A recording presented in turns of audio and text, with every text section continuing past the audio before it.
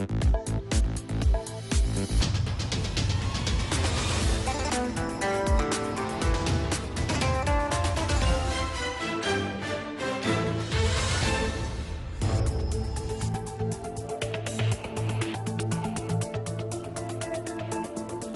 evening, you're watching the news from the Sultanate of Oman television. First, the headlines.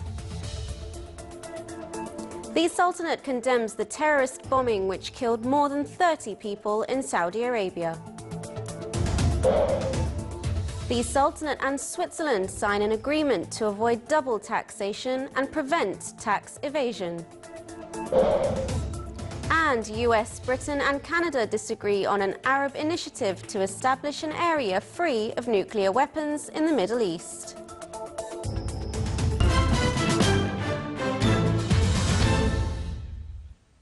Those were the headlines, and now for the news in detail. His Majesty Sultan Qaboos has sent a cable of greetings to His Excellency President Asias Afwerki of the State of Eritrea on his country's independence anniversary. The Sultanate condemned the terrorist bombing which cost the lives of more than 30 martyrs and wounded 100 innocent people during their performance of Friday prayer in one of the mosques in the eastern region of the Kingdom of Saudi Arabia. This came in a statement issued by the Ministry of Foreign Affairs as follows. The Sultanate expresses its sincere condolences to the Kingdom of Saudi Arabia, the government, the people and families of martyrs and wounded as a result of the terrorist bombing which claimed the lives of more than 30 martyrs and wounded 100 of innocents as they were performing Friday prayers in one of the mosques in the eastern region of the Kingdom. The Sultanate joins all countries in the world in condemning and denouncing all terrorist acts, whatever their types, size and places, which aim to generate horror and fear and destabilize security, the issue that requires all to stand firmly against all terrorist acts and eliminate them with all methods and ways.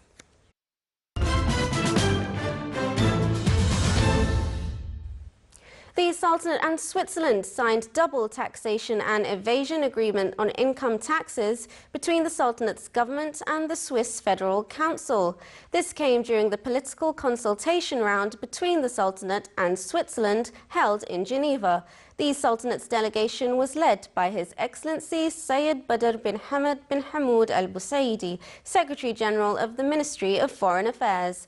They discussed bilateral cooperation relations and ways to enhance them in the economic, investment and technological aspects and support expertise, exchange initiatives and programs in the fields of technology, occupational training and scientific research. The meeting also dealt with various issues and regional and international challenges, in addition to efforts exerted to come up with mutual understanding, which ensures finding peaceful solution for all issues.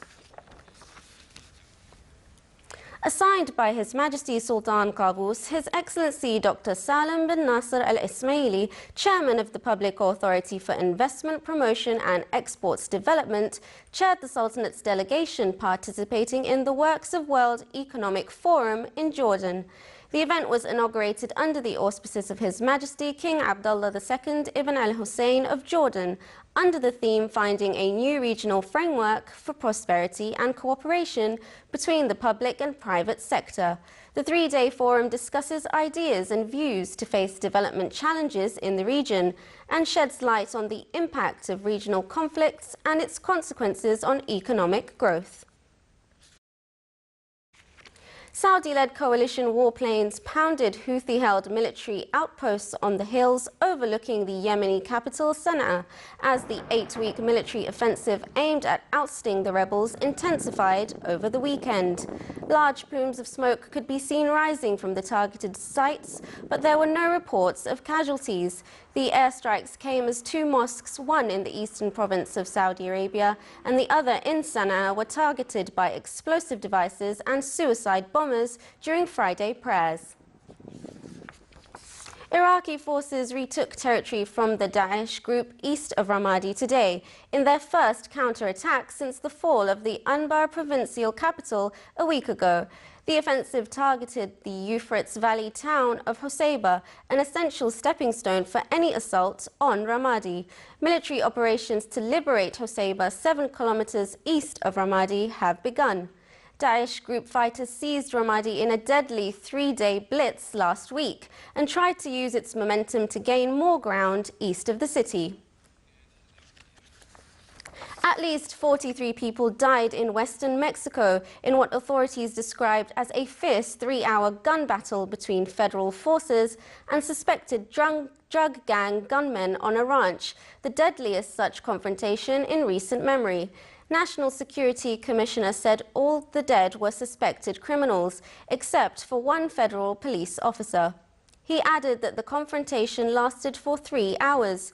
Photographs from the scene showed bodies, some with semi-automatic rifles and others without weapons, lying in fields near farm equipment on a blood-stained patio strewn with clothes, mattresses and sleeping bags.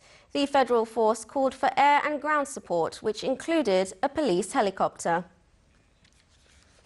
A month-long review conference on the Nuclear Non-Proliferation Treaty ended in failure after its members were unable to overcome disagreements on an atomic weapons ban for the Middle East, which the United States blamed on Egypt. After 4 weeks of negotiations at the United Nations on ways to improve compliance with the pact, there was no consensus among its 191 signatories. U.S. Undersecretary of State Rose Gottemoeller announced there was no agreement and accused some countries of undermining the negotiations. The U.S. concerns were echoed by Canada and Britain. Cairo's top delegate, Assistant Foreign Minister Hashim Badr, blamed Washington, London and Ottawa for the failure to achieve consensus, saying it was a sad day for the NPT. Last month, Egypt, backed by other Arab and non-aligned states, proposed that UN Secretary General Ban Ki-moon convene a regional conference on banning weapons of mass destruction, as called for at the 2010 NPT review. Still to come in our news bulletin. A flying boat is out to set a sailing speed record.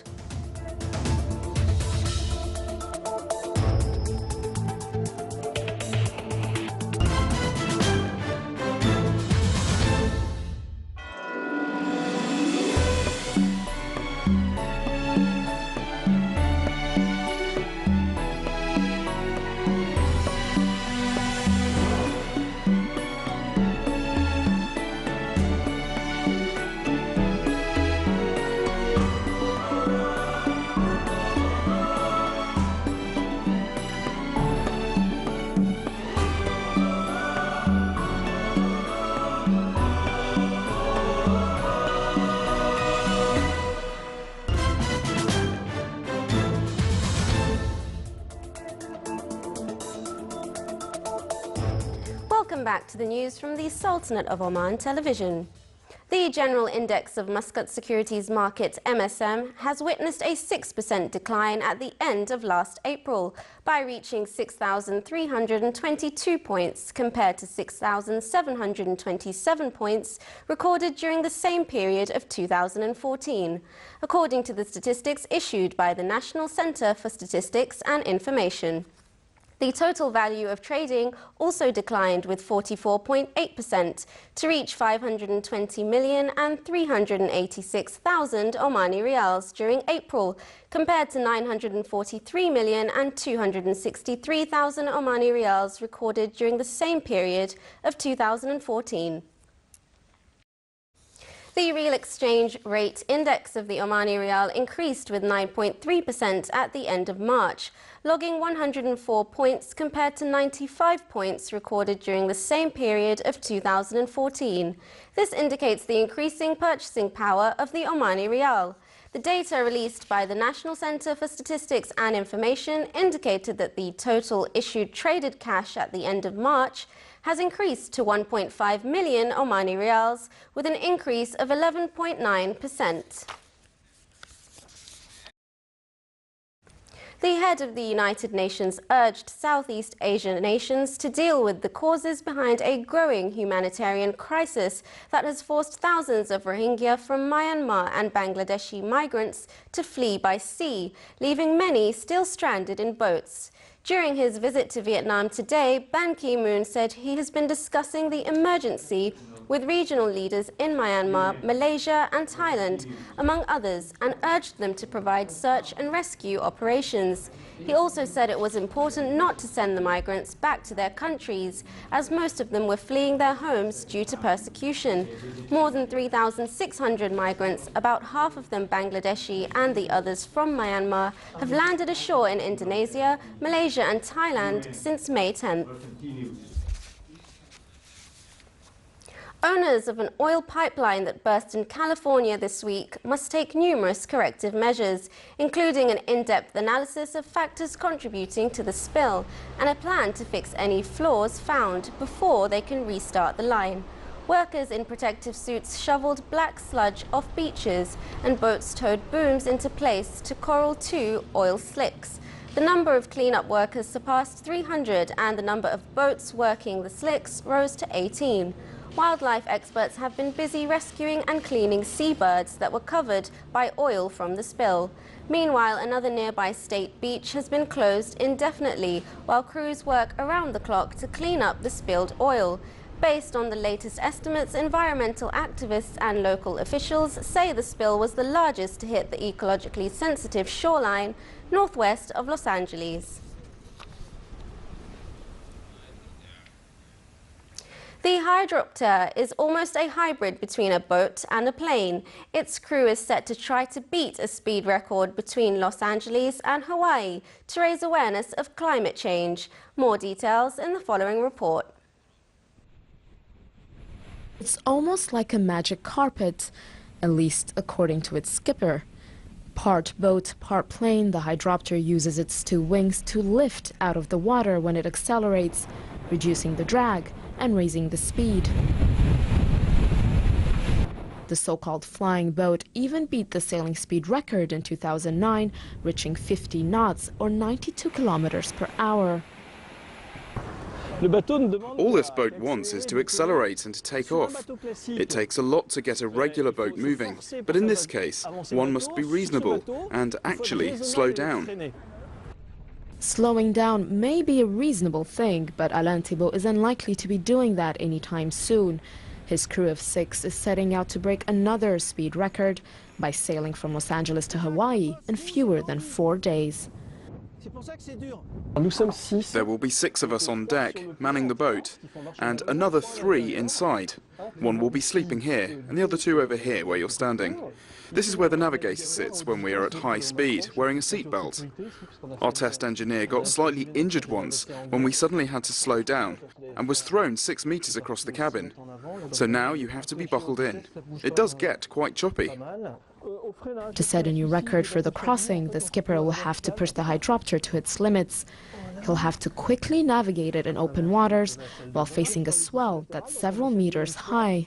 On ouvre les trappes et on sort par ici. We're really facing the unknown.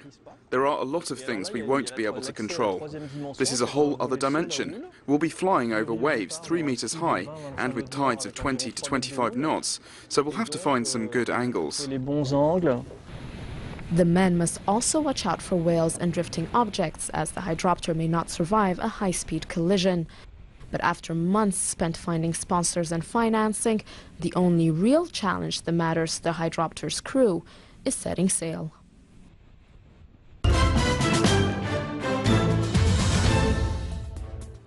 And now for the general weather forecast. Winds will be southerly to southeasterly light to moderate. Seas will be rough with a maximum wave height of 2.5 meters.